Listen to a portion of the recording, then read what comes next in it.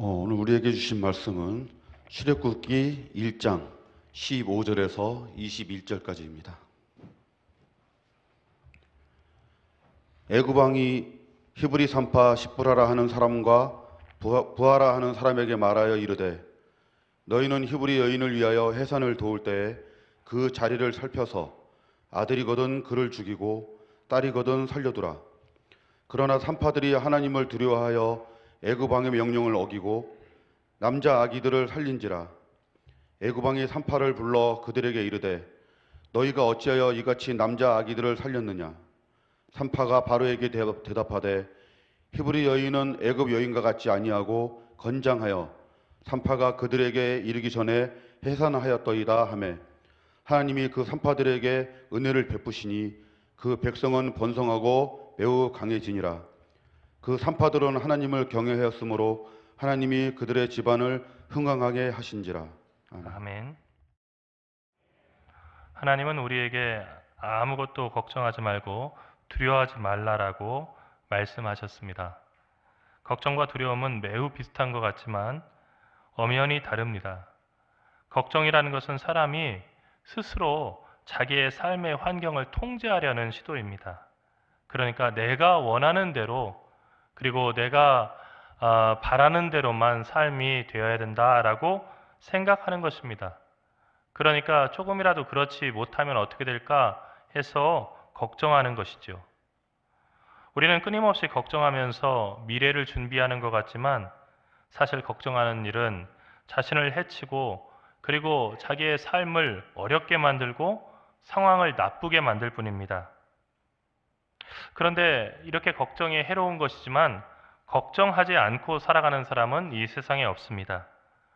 욥기서 14장 1절에서도 여인에게서 태어난 사람은 생애가 짧고 걱정이 가득하며 라고 말했습니다. 여인에게서 태어난 사람은 생애가 짧고 걱정이 가득하며, 사실 여인에게서 태어나지 않은 그런 사람이 어디 있겠습니까? 그러니까 결국 모든 사람은 그 삶이 참 짧고 걱정이 가득하다, 그 짧은 인생에도 걱정뿐이다 하는 이야기를 이렇게 표현한 것입니다. 하이데거라고 하는 독일의 철학자는 인간의 기본적인 존재 방식이 걱정이라고 했습니다.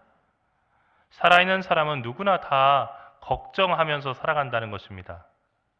저 사람은 걱정이 없을 거야 라고 생각하지만 알고 보면 모든 사람들에게는 정말로 크고 작은 걱정들이 가득 차 있다는 얘기죠. 그런가 하면 우리는 두려워하기도 합니다. 그런데 걱정과 두려움은 다르다고 제가 말씀을 드렸습니다. 걱정은 그 대상이 뚜렷하지 않고 막연합니다. 모호한데 뭔가 우리의 마음을 무겁게 누르고 그리고 앞을 캄캄하게 만드는 그런 어두운 안개와도 같습니다. 반드시 일어날 일이 아닌데도 사람은 걱정합니다. 때로는 만들어서라도 걱정을 하는 경우도 너무나 많이 있습니다. 하지만 두려움은 그 두려움의 대상이 분명히 존재합니다. 사람은 누구나 걱정하는 것과 마찬가지로 사람은 누구나 두려움을 느낍니다.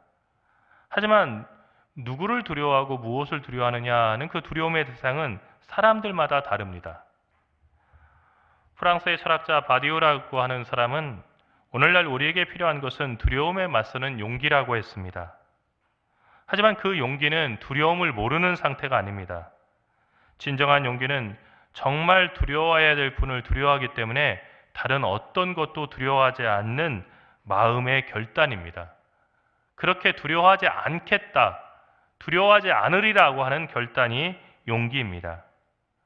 용기는 그렇기 때문에 삶을 대하는 태도이지 감정이 아닙니다.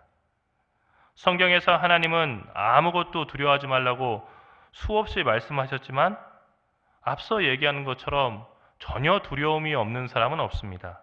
또 하나님 역시도 전혀 두려움이 없는 사람으로 살아가라는 뜻이 아닙니다. 아무것도 두려워하지 말라라고 하는 말에서 아무것도라고 하는 말은 정확하게 풀어서 설명한다면 하나님을 제외한 그 어떤 것도라고 하는 말입니다. 하나님을 제외한 그 어떤 것도 두려워하지 말아라. 하나님만 두려워해라 하는 이야기죠. 사람은 하나님만 두려워해야 되고 하나님 외에 다른 어떤 것도 두려워해서는 안 됩니다. 죽음도 마찬가지입니다. 우리가 신앙을 갖는 이유는 죽음을 갖다가 면제받는 것이 아닙니다. 병에 안 걸리고 그리고 영원히 죽지 않기 위해서 우리가 신앙생활하는 게 아닙니다. 전혀 사고 없는 100% 안전하기만 한 그런 삶을 살기 위해서 신앙생활하는 거 아닙니다. 여러분 가만히 주변을 둘러보고 여러분의 삶을 둘러보십시오. 예수를 믿고 신앙생활을 열심히 할 때는 질병에 걸리지 않고 그리고 전혀 걱정할 만한 건강 상태가 찾아오지 않는 겁니까? 전혀 그렇지 않습니다. 주의 일을 위해서 헌신하고 정말로 가난과 그리고 질병과 싸워가면서 온 몸을 주님께 바치면서 헌신하는 믿음의 사람에게도 질병이 찾아옵니다. 그것이 우리가 살아가는 이 세상에 어찌 보면 너무나 당연한 하나의 정말 그 법칙입니다. 하지만 그 질병이 찾아온다 할지라도 그 질병도 죽음도 두려워하지 않는 영롱한 영혼의 빛깔을 지니는 것이 바로 믿음의 가치입니다. 두려움에 대한 하나님의 명령은 두려워할 분을 두려워하고 그 밖에 모든 것을 두려워하지 말라는 얘기입니다. 마태복음 10장 28절에서 예수님은 몸은 죽여도 영혼은 능히 죽이지 못하는 자들을 두려워하지 말고 오직 몸과 영혼을 능히 지옥에 멸하실 수 있는 이를 두려워하라. 그렇게 당부하셨습니다. 우리가 세상을 살면서 두려움 없이 살기 위해서는 하나님을 두려워할 줄 알아야 합니다. 누가복음 18장 2절에 나오는 불의한 재판관은 하나님을 두려워하지 않고 사람을 무시하는 재판장이라고 하는 긴 그 타이틀이 붙어 있는 사람이었습니다. 하나님을 두려워하지 않고 사람을 무시한다. 그러니까 하나님도 두려워하지 않고 사람을 무시하니까요. 누구도 두려워하지 않는 사람이었어요. 이 사람이 참 담대한 사람입니까? 하나님도 두려워하지 않으니까 진정한 용기가 있는 사람입니까? 그런데 여러분, 하나님을 두려워하지 않을 때 사람들은 악에게 몸을 맡긴다라고 하는 유명한 얘기가 있습니다. 하나님을 두려워하지 않는 사람은요, 어떤 일이고 저지를 수 있는 거예요. 그리고 그 일에 전혀 반성도 하지 못하고 그리고 그 일을 당연하게 여기며 살아가는 것입니다. 하나님도 두려워하지 않는 사람이 저지르지 못할 일은 없습니다. 그래서 잠언에서는 하나님을 경외하는 것, 하나님을 두려워하는 것이 지혜의 근본이다라고 이야기했습니다. 우리가 하나님을 두려워할 때 해야 될 일과 하지 말아야 될 일들을 깨닫게 되고 그 일을 구별하며 살아갈 수 있다는 것입니다. 여러분, 하나님을 두려워하는 최고의 표현이 어떤 거냐면 예배입니다. 하나님을 경외하는 사람들은 하나님께 나와서 자신의 죄를 회개하고 하나님의 뜻을 구하면서 말씀을 듣고 그리고 기도하면서 자기의 문제를 하나님께 맡기는 겁니다. 하나님께서 다 하실 수 있다라는 믿음이 있기 때문에 하나님께 맡기는 것이지요. 하지만 여러분, 예배드림이 사실은 눈으로 볼 때는 예배드리는 것인데 다른 목적이 있어서는 안 되겠습니다. 하나님을 경외하는 예배는 하나님이 그 주된 목적이 되어야 되는데 때때로 다른 목적을 위해서 예배를 드린다는 것입니다. 제가 미국에 잠깐 있을 때 보니까 한인교회에 나오시는 분 가운데서 한 교회에 오전에 나오고 그리고 다른 교회 오후에 이렇게 나가시는 분이 있는 걸 봤어요. 말씀을 좀 다양하게 듣고 싶다는 게 아니었어요. 새로 개업을 했는데 개업을 해서 나가서 새신자 소개를 하면 이분이 무슨 장사를 하신다고 합니다. 여러분 그거 사실 때 많이 이렇게 팔아주십시오. 식당을 하신다고 하니까 밥을 여기 와서 많이 드십시오. 그러면 몇 달은 그냥 한두 달은 그 교회 교인들, 그 교회가 클수록 뭐 거기서 구역 모임도 하고 그리고 끝나고 나서 식사도 하고 개인적으로 오기도 하고 장사가 되는 거예요. 그런데 이제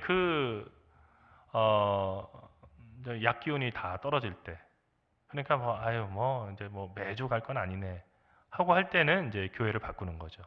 그래서 또 다른 교회 가서 새로운 신자입니다. 그러니까 여러분 이 식당을 많이 이용해 주십시오. 그렇게 해서 돌아다니는 겁니다. 여러분, 곧 선거철인데요. 이 선거철이 되면은 뉴스에서 자주 보는 그런 광경이 있습니다. 요즘 이미 펼쳐지고 있죠. 주일이 되면은 법당도 갔다가 성당도 갔다가 교회도 가고 막 그러는 거예요. 자신의 지지율을 높이고 선거에서 당선되기 위해서 3개 종파를 골고루 돌아다니면서 거기 가는 데마다 내가 어렸을 때 사실은 주일학교 학생이었었고 나 신앙생활 열심히 했었습니다. 또 법당에 가서는요. 제가 사실은 마음은 항상 부처님의 가르침을 가지고 이렇게 살아갔고 제가 그냥 수계는 안 받았지만 거의 저는 그 불자입니다. 또 천주교에 가서는요.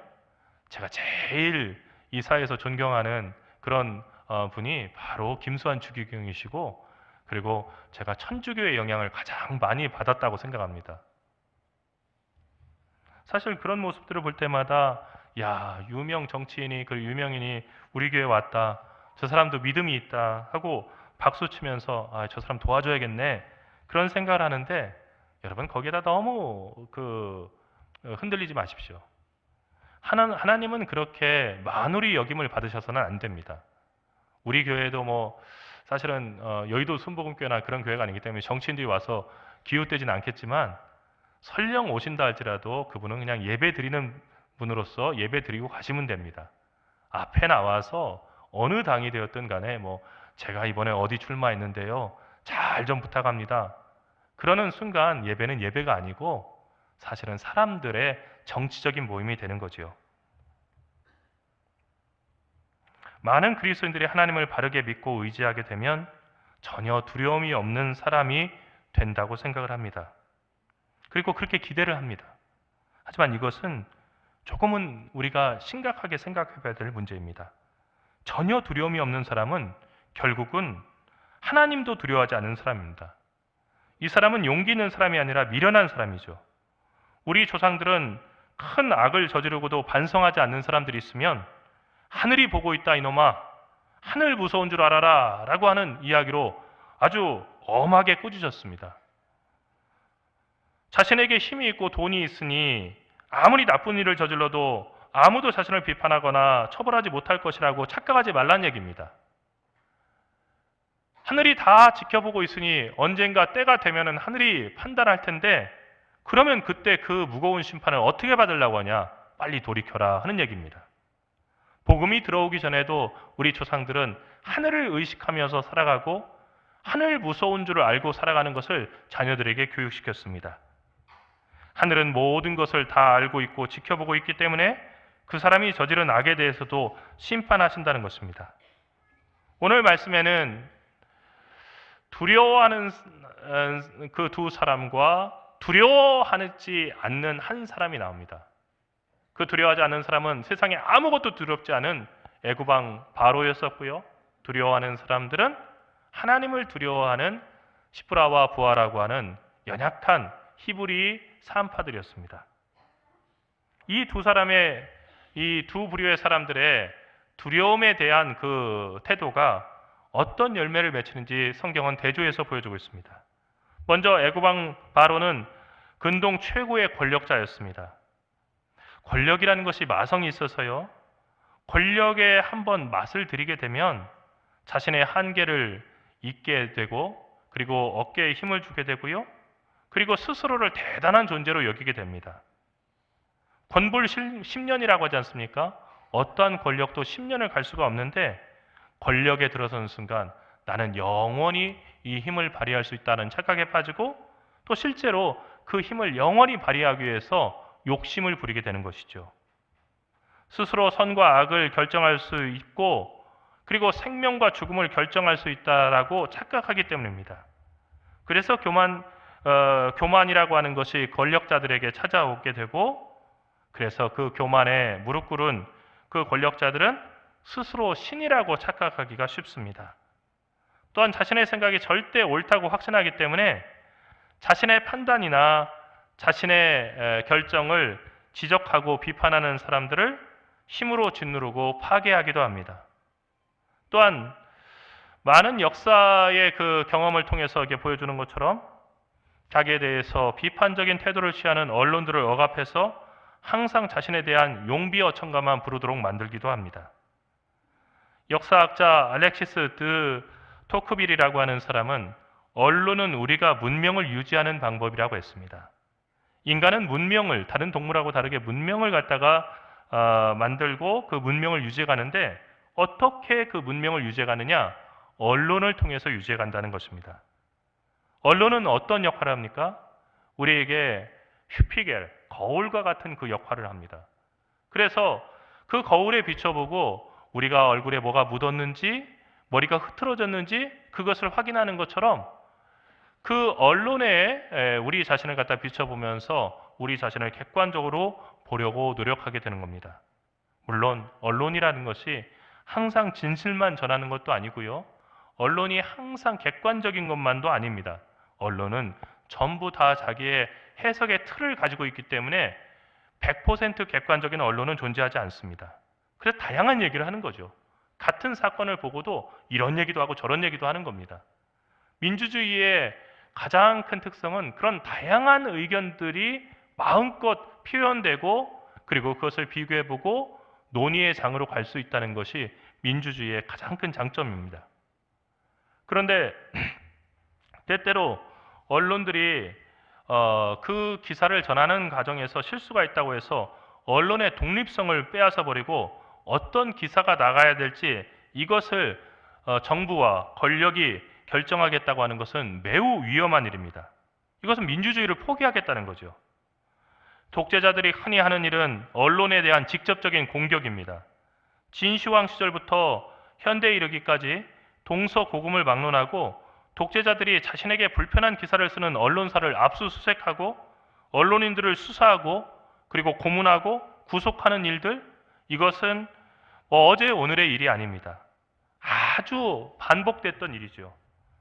올바른 정보가 국민들에게 힘을 실어주기 때문에 독재자들은 바른 소리, 바른 정보를 주는 언론들을 극도로 싫어하고 파괴했던 것입니다. 언론을 통제하려고 하는 권력자들은 진실을 감추기 위해서 부정확한 정보를 퍼뜨리기도 합니다. 그리고 정말로 자기에게 싫은 소리를 하는 기자들을 강제로 침묵시키기도 합니다.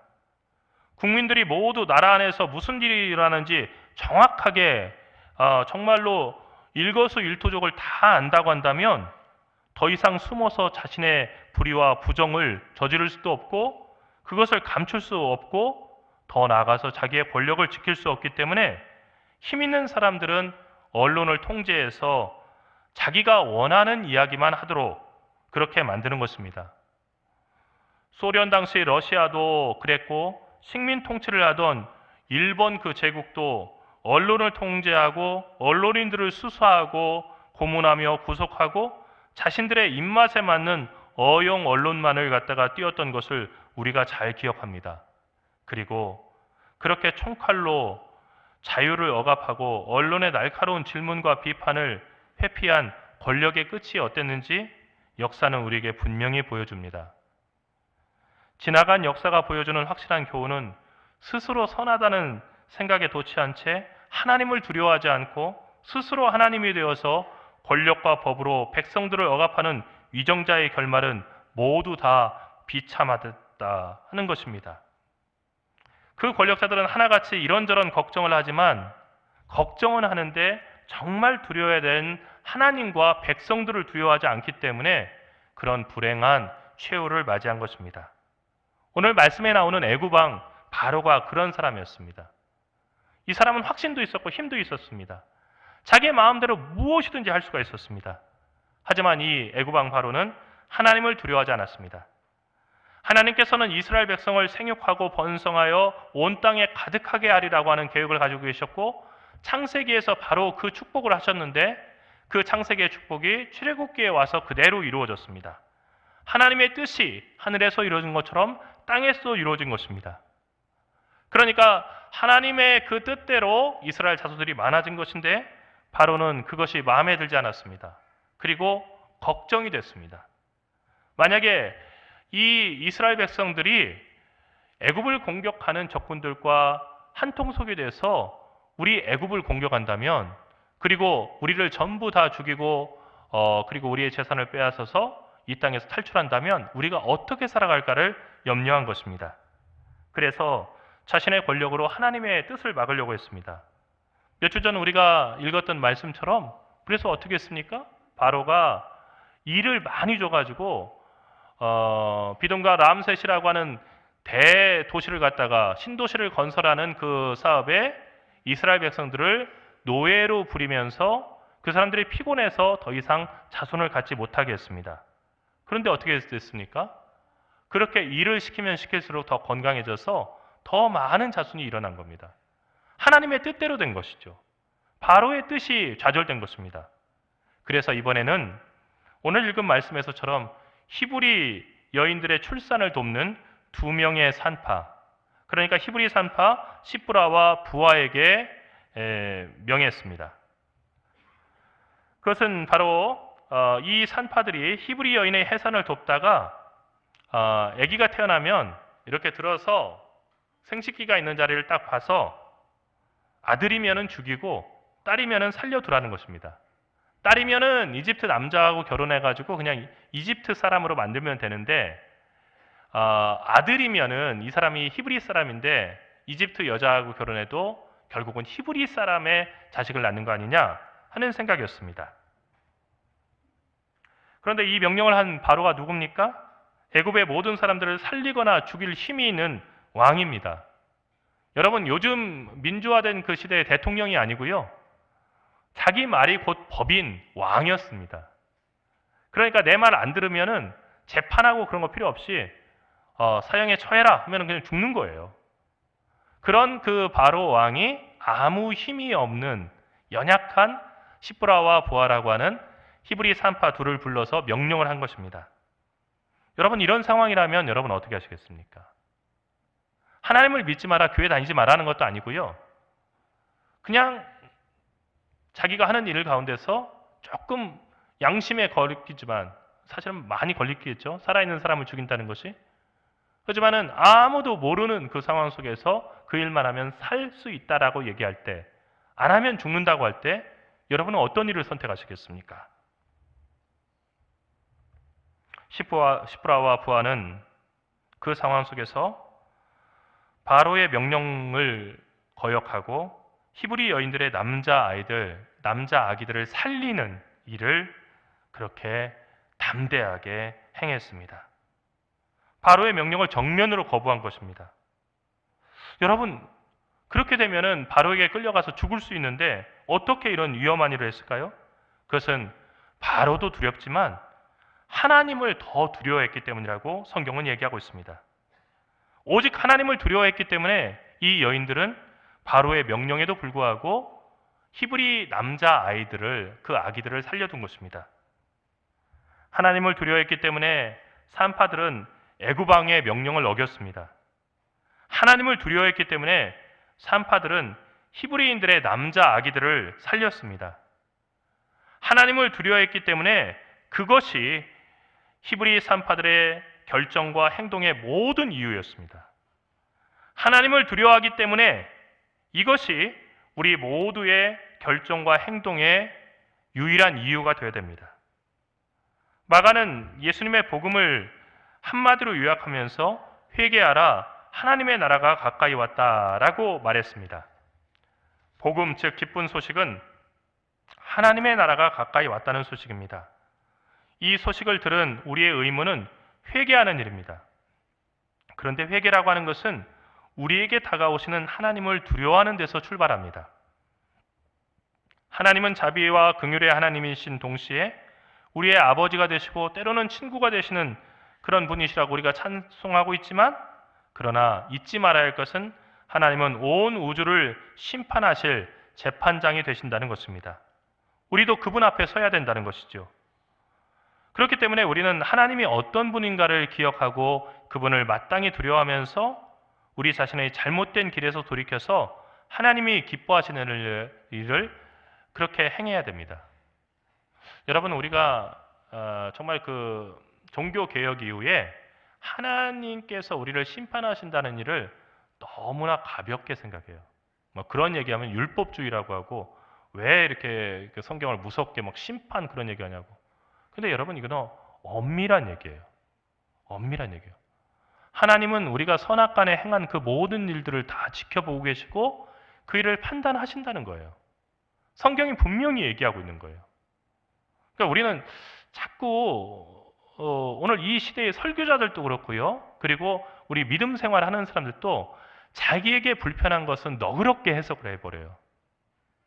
너그럽게 해석해버려요. 여러분 한 설교자가 이렇게 그 설교 방송에 나와서 그렇게 얘기하는 거 같아요. 11조 하라는 얘기가 성경에 어디 있냐는 거예요. 11조는 구원과 전혀 상관없으니까 11조 하지 않아도 이렇게 된다. 상당히 멋있죠. 그런 얘기하면요.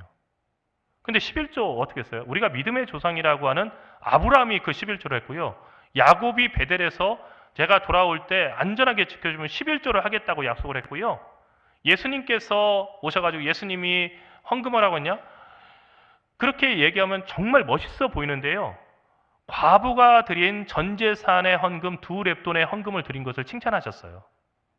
그러니까 예수님께서는 탐욕으로 자기를 입증하기 위해서 자기 자랑을 하기 위해서 물질을 드리는 것 이것에 대해서는 지적하시고 잘못됐다고 얘기하셨지만 하나님 앞에 정성껏 봉헌하는 것에 관해서는 오히려 그 바른 자세를 가르쳐 주셨던 거죠. 우리는 조금 불편하면요. 이것을 너그럽게 생각하고 막 자기 어떤 사변으로 성경 말씀을 왜곡시켜 놓는 거예요. 그러니까 어떻게 돼요? 나 믿고 싶은 대로, 나 하고 싶은 대로 하는 거예요. 그리고 하나님은 어떤 존재예요? 나는 내 할 대로 그냥 마음대로 살 테니까 적절하게 나 축복해주고 나 안 아프게 지켜주고 그리고 내가 원하는 대로 그렇게 내 삶을 좀 만들어 주시오 할 때 그 부탁을 들어주는 램프의 진이 요정이 되는 거죠. 하지만 이것은 신앙이 아닙니다. 여러분, 우리가 정말로 신앙생활을 한다는 것은요. 하나님을 두려워하기 때문에 하나님의 말씀과 그 뜻을 소중하게 생각하고 그리고 무겁게 생각하고 어떤 말이 딱 던져졌을 때 그것을 들을 수 있어야 돼요. 여러분 자녀 교육도 역시 마찬가지입니다.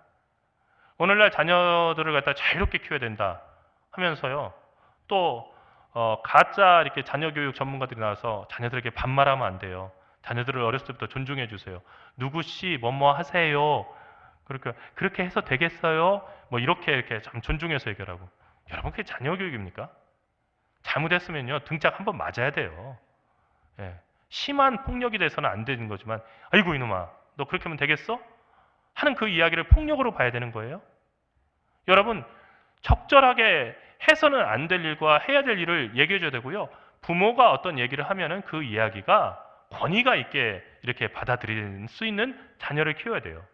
근데 부모가 어떤 얘기를 갖다가 신중하게 생각해서 정말 깊이 생각해서 얘기했는데 그건 엄마 생각이고요. 그건 아빠 생각이고요. 알아서 할 거예요. 그냥 놔두세요. 그렇게 해야 하지 않겠냐? 싫어요. 저 안 할 거예요. 여러분, 이거 4살일 때는 그럴 수 있어요. 왜냐면 미운 4살이니까. 또 7살 때 그래도 돼요. 이빨 빠졌으니까 좀 이빨 빠진 기념으로 잠깐 말 안 들을 수 있어요.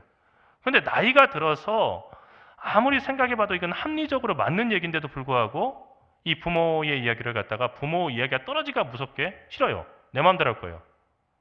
이거 제대로 키운 겁니까? 잘못된 거예요. 잘못된 것을 잘못됐다고 해야 되는 거예요. 그리고 우리가 그런 그 상황 속에 살아가다 보니까 하나님의 말씀을 들으면서도요. 아멘으로 받아들이고 그 말씀을 내 삶 가운데서 실천하고 바꾸려고 하는 대신에 듣고 나서 어떻게 되냐면요. 오늘 말씀 잘 들었네. 근데 이 말씀 중에서 이거는 별로 이렇게 마음에 안 들고 이 얘기는 정말 재밌었고 좋았어. 그러니까 나는 이거는 받아들일 거야. 편식한다는 얘기예요. 하나님이 꼭 필요해서 이 강단을 통해서 우리에게 주시는 말씀인데 아멘으로 그 말씀을 받지 않고요. 계속해서 먹지 않는 거예요. 그러니까 어떻게 돼요? 영적인 영양실조에 걸리고 그리고 영적으로 잘못된 길을 가는 것입니다. 사랑하는 성도 여러분, 하나님의 아들 예수 그리스도께서 이 세상에 오신 것은 모든 사람들을 재건축하라고 하는 선언이었습니다. 성경은 우리 모두가 성령이 거하는 성령의 전, 성령의 집이라고 하지 않습니까? 사람이 집이란 얘기입니다. 그런데 그 집이 낡아져서 죄로 인해서 무너지게 됐으니 재건축하라는 것이 예수님을 보내신 하나님의 명령이었습니다. 우리가 죄인이라고 하는 말은 집으로서 우리가 하나님을 모시기에 합당하지 않다는 거예요. 그 집은 당장이라도 무너질 수 있는 장망성이란 얘기입니다. 그러니까 떠나서 새롭게 성령의 전으로 하나님의 영광을 돌리기 위해서 먼저 우리가 지으심을 받아야 한다는 얘기예요. 아주 오래전 얘기지만은 2000년대 초반에 제가 옥인동에 살 때 북악스카이에 정말 그 서울에서 가장 오래된 아파트 하나가 있었습니다. 근데 그 아파트가 그때도 너무 오래돼가지고 이거는 안전성에 문제가 있다고 해서 철거 명령이 내렸어요. 그래서 건물 바깥에다가 철거 이렇게 써놨어요. 그런데 문제는 뭐냐면 그 안에 사시는 분들이 정말로 당장에 무너져서 위험할 수도 있는데 나는 계속 살겠습니다 하고서는 거기서 그냥 사시는 거예요. 물도 끊겼어요. 전기도 끊겼어요. 그런데 거기에서 또 계속 사시는 거예요. 물론 경제적으로 어려워서 집을 옮길 만한 형편이 안 돼서 그런 분들은 안타까운 일이에요. 그러나 다른 뜻을 가지고서 거기서 계속 산다는 거 너무 위험한 것이 건물이 당장 무너질 수 있는 그런 위험한 상태였다는 거예요. 여러분 그런 집에다가 내가 그래도 여기서 좀 몇 년을 더 살 거니까 도배를 해놔야겠다. 유리도 다 깨지고 그리고 전기도 들어오지 않는 집에다가 도배를 해놓는다고 해서 그 집이 새 집이 되겠습니까? 그렇지 않은 거죠. 여러분 그 집은 새로 지어져야 되는 집이에요. 그런데 하나님께서 우리 모두를 재건축을 해야 되는 집이라고 판단하셨다는 거예요. 그런데 우리는 어떻게 해요? 리모델링만으로 겉을 그럴듯하게 꾸미면 우리가 될 수 있다라고 생각하는 거죠. 이건 거듭남이 아니에요. 새롭게 지음받고 새 집이 되어야지 새 집처럼 보이는 사람으로 만족해서는 안 된다는 것입니다. 사랑하는 성도 여러분, 하나님을 두려워하는 것이 우리 믿음의 출발점입니다. 2024년은 하나님을 두려워함으로 여러분의 속사람이 새롭게 건축되는 한 해가 되어야겠습니다. 완전히 새로운 집을 세우시기 원하시는 하나님의 뜻에 순종하면서 새 집을 짓는 한 해가 됩시다. 그것은 하나님을 두려워하고 하나님의 뜻을 따르는 사람이 되는 것입니다. 무늬만 그리스도인으로 살아가는 삶 이제는 버립시다. 거기에 만족하지 맙시다. 성령 안에서 거듭나서 우리도 새 집을 짓고 그 새 집 가운데 성령님을 모시고 기쁨으로 살아갑시다. 하나님을 두려워하고 하나님의 뜻과 그분의 말씀에만 순종하시기 바랍니다. 여러분, 하나님을 두려워하는 두 여인 시브라와 부하의 순종으로 이스라엘 백성들은 하나님의 뜻대로 번성하고 강해졌습니다. 이스라엘 백성들이 복을 받은 것입니다. 이 시브라와 부하가 이웃을 복되게 하는 주의 사람들이 된 것입니다. 그 일을 위해서 목숨을 걸었습니다. 그랬더니 하나님께서는 이 두 여인의 집에도 복을 내려주셨습니다. 그 산파들은 하나님을 경외하였으므로 하나님이 그들의 집을 흥왕케 하신지라. 그 산파들은 하나님을 경외하였으므로 하나님이 그들의 집안을 흥왕케 하신지라. 하나님을 경외하는 두 여인의 집안을 하나님께서 흥왕케 하셨다는 얘기입니다. 하나님만 두려워하고 하나님만 의지했기 때문에 이 두 여인은 바로의 명령에도 바로를 두려워하지 않고 하나님의 뜻을 따랐고 그 결과 이스라엘 민족을 살리고 자신의 집안을 흥왕케 하는 축복을 받았습니다. 먼저 그의 나라와 그의 의를 구하라. 그리하면 이 모든 것을 너희에게 더하여 주시라는 말씀이 이 두 여인의 삶 가운데 그대로 이루어진 것입니다. 사랑하는 성도 여러분, 결코 겁없는 하룻강아지가 되지 마십시오. 두려워야 될 하나님을 두려워하며 살아가십시오.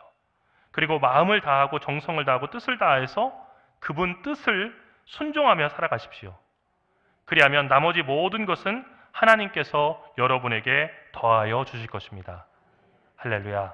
기도하겠습니다. 하나님, 우리에게 두려워하는 마음을 주셔서 하나님을 두려워하게 인도하시고 하나님 두려워하기 때문에 세상에 어느 것도 두려워하지 않고 오직 하나님의 뜻을 따라서 정직과 공의로 그리고 성실과 자비함으로 이 세상을 살아갈 수 있도록 인도하여 주시옵소서.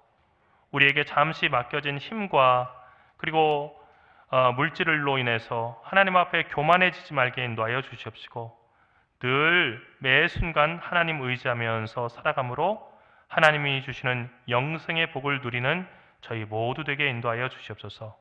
사랑하시는 우리 주 예수 그리스도의 이름으로 간절히 기도드리옵나이다.